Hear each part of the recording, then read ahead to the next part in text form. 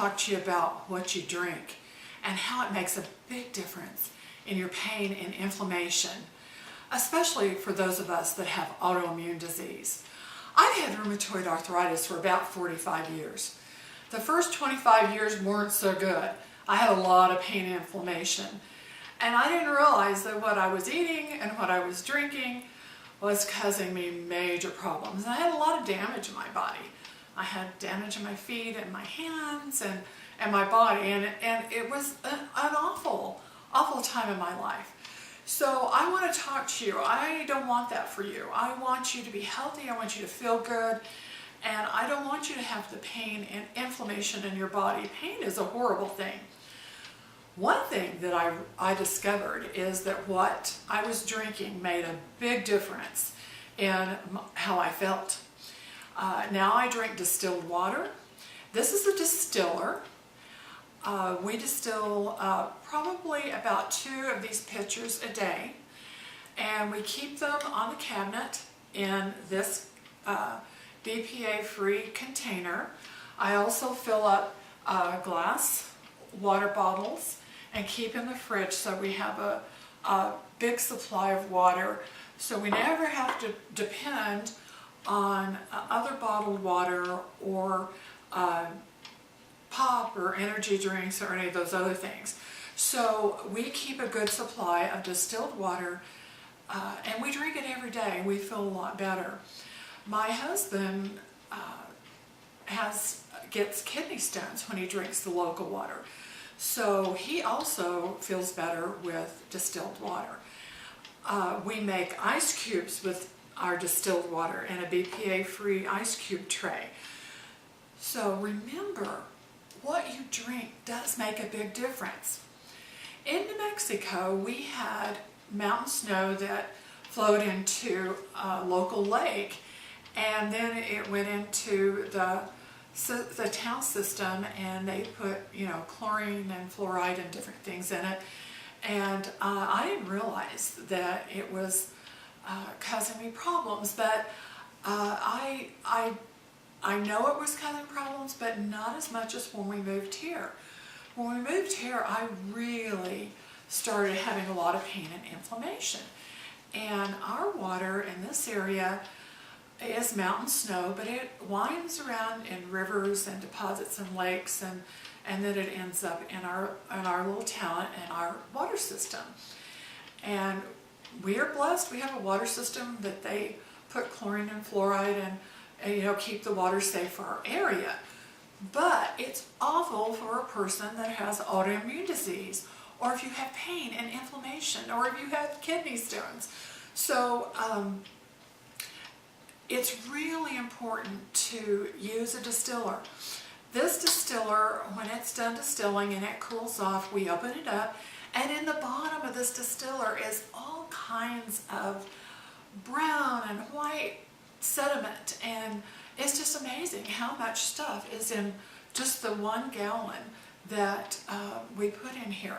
So we clean it out, we just add vinegar, let it sit for a little while, swish it around, it cleans it out, and then we make more water. You can buy distilled water, but you're never sure how they distill it. And this is a stainless steel distiller, I know, and it goes into a glass pitcher, so I know that it is good, pure water. And but you can buy distilled water too, and just do a little research on where it's distilled and what process they use. Another thing that you really need to be careful with is if you drink coffee or tea, this can cause a lot of inflammation. It's dehydrating for the body. A lot of people are saying now that coffee is good for the brain, and yeah, it stimulates the brain temporarily, but it is dehydrating, and the brain is made up a lot of water. Coffee and tea, some people say it's anti-inflammatory. It isn't. It's very acidic. Acidic things are inflammatory. So I do drink 1 cup of coffee in the morning. I use a breakfast blend, not the dark blends. The dark blends are so horrible for pain and inflammation. They are really bad if you have rheumatoid arthritis or autoimmune disease. You need to use a really thick, heavy, natural filter, or if you have the thinner filters, use 2 or 3 of those. I always use distilled water to make my coffee. You can also use organic breakfast blend coffee, but it's expensive. And this can of coffee, I think on sale, I paid $4.99. You can get it $5.99 on a regular basis. But just be really careful about what you're drinking. Don't drink coffee all day. If you're tired, try to take a nap. If you can't take a nap, take a walk, do deep breathing, do some other things, but don't depend on coffee. A good glass of ice water will wake you up, or just getting up and stretching and deep breathing will wake you up some. But another thing that is horrible, and there's so many people in the United States that are addicted to sodas and pops and energy drinks and sports drinks and all those things. It's just amazing to me when I go into the grocery store and they have these things stacked on the side of their cart and in their cart. And I think, how many of these things do they drink a day? It's really bad for health. Most pop has lots of sugar. It puts on weight. Sugar just ruins the cells of your body. It's just not good for you. It can cause diabetes, type 2 diabetes. It's really inflammatory. The chemicals in those drinks are horrible for you if you have autoimmune disease or if you have pain and inflammation. If you are overweight, don't drink those. It's just very, very bad for you. A lot of people think, oh, I need to get my kids energy drinks because they play sports. Give them water and vegetables and a good diet and they'll be fine. There are areas in the country that are very hot and you sweat a lot. I recommend not going outside during those times or playing sports outside. That's really not good for you.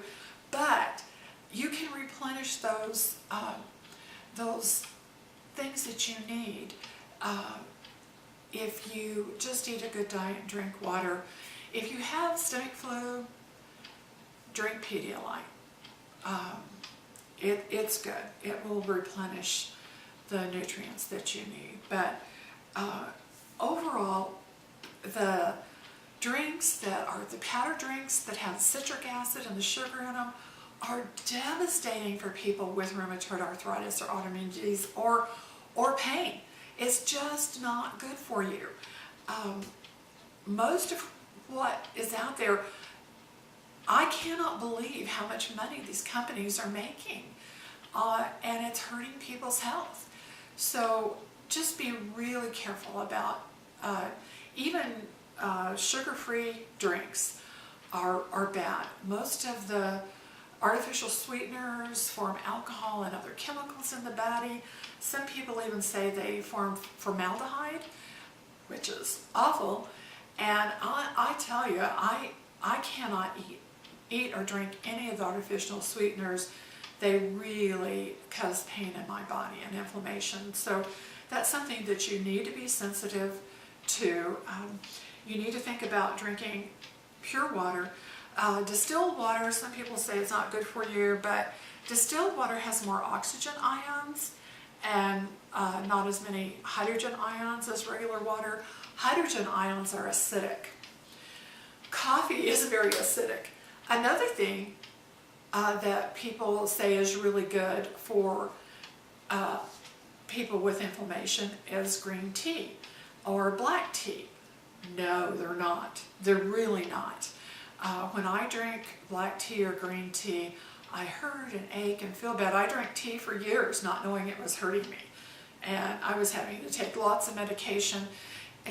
It's just not good. I love tea. I love black tea, but I can't drink it.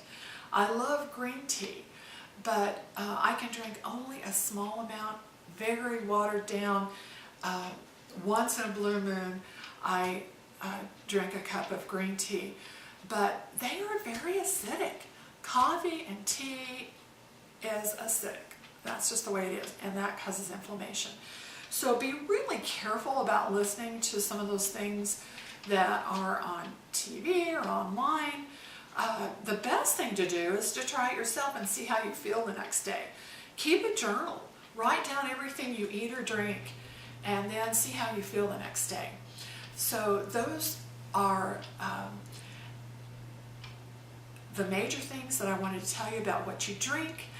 I just hope you feel great. I care about you. My blog spot is the 2 Fries, THE2 FRIES @yahoo.com, and I have a Facebook page, 21 Keys for Renewing Your Health. I hope you feel great. I hope you feel better, and really watch what you drink. Thank you.